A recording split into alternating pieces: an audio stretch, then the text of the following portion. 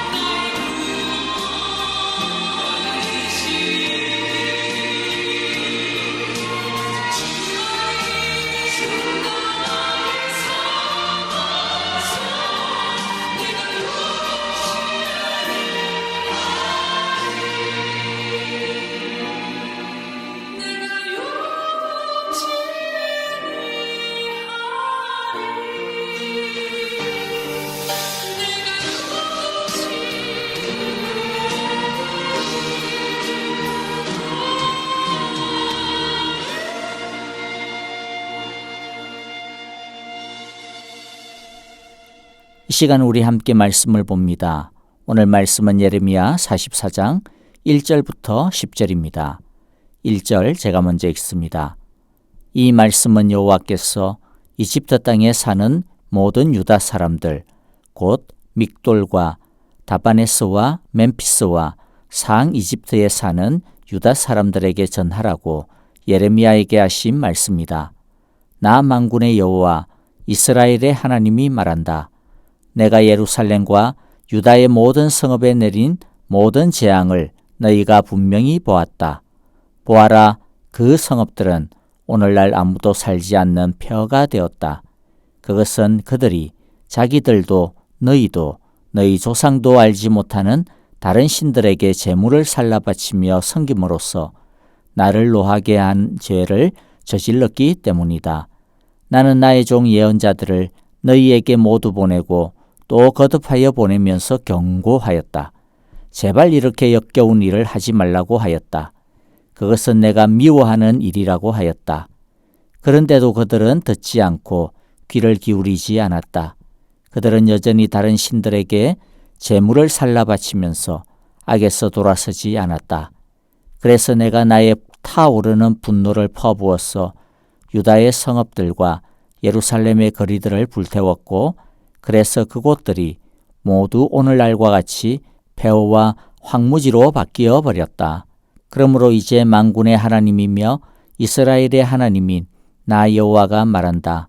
어찌하여 너희는 그렇게 큰 악을 행하여 너희 자신을 해치고 있느냐? 너희는 유다 백성 가운데서 남자와 여자와 어린아이와 젖먹이들까지 다 죽게 하였어. 너희 가운데 살아남은 사람이 아무도 없게 할 작정이냐?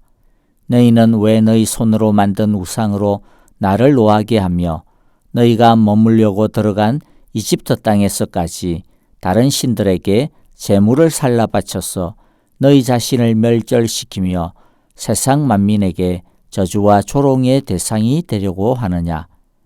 너희는 유다 땅과 예루살렘 거리에서 저지른 너희 조상의 죄를 벌써 잊었느냐? 그리고 유다 왕들의 죄와 왕비들의 죄와 너희의 죄와 너희 아내들의 죄를 다 잊었느냐? 그들은 이날까지 뉘우치지도 않고 두려워하지도 않으며 내가 너희와 너희 조상에게 준 나의 율법과 율례를 지키지도 않았다. 아멘. 예레미야 44장은 예레미야서에서도 매우 의미 있는 본문입니다. 왜냐하면 44장은 시기적으로 보면 예레미야의 마지막 예언 활동이기 때문입니다. 물론 45장에서 52장까지의 기록이 남아있긴 하지만은 그러나 그것들은 시기적으로는 44장의 내용보다 앞서 예언한 것들입니다. 그래서 44장은 예언자 예레미야의 최후의 모습과 메시지를 우리가 볼 수 있습니다. 2절에 보면 바벨론을 피해 이집트로 왔던 이스라엘 사람들이 모여 살던 당시 도시들의 이름들이 나옵니다. 믹돌, 다바네스, 멤피스 이와 같은 것들이 그 대표격의 도시였습니다. 이 도시들은 나일강 삼각주 지역과 홍해 인근에 위치하고 있습니다. 하나님은 이스라엘을 떠난 그들에게 이스라엘이 왜 멸망당할 수밖에 없었는지에 대해 다시 설명하십니다. 그 이유가 무엇입니까? 그것은 그들이 행한 우상 숭배와 하나님의 말씀에 대한 불순종 때문이었습니다. 그리고 이집트에 거하고 있는 사람들에게도 이미 임한 하나님의 동일한 심판이 주어질 것이라고 선포합니다. 왜냐하면 이들도 여전히 우상 숭배에 빠져 있기 때문입니다. 첫째, 우상 숭배란 그럼 무엇입니까? 하나님보다 다른 것을 더 의지하고 따르는 것을 말합니다. 이스라엘 사람들은 하나님 신앙도 가지고 있었습니다. 그러면서도 다른 신에게 절하고 제물을 바쳤습니다.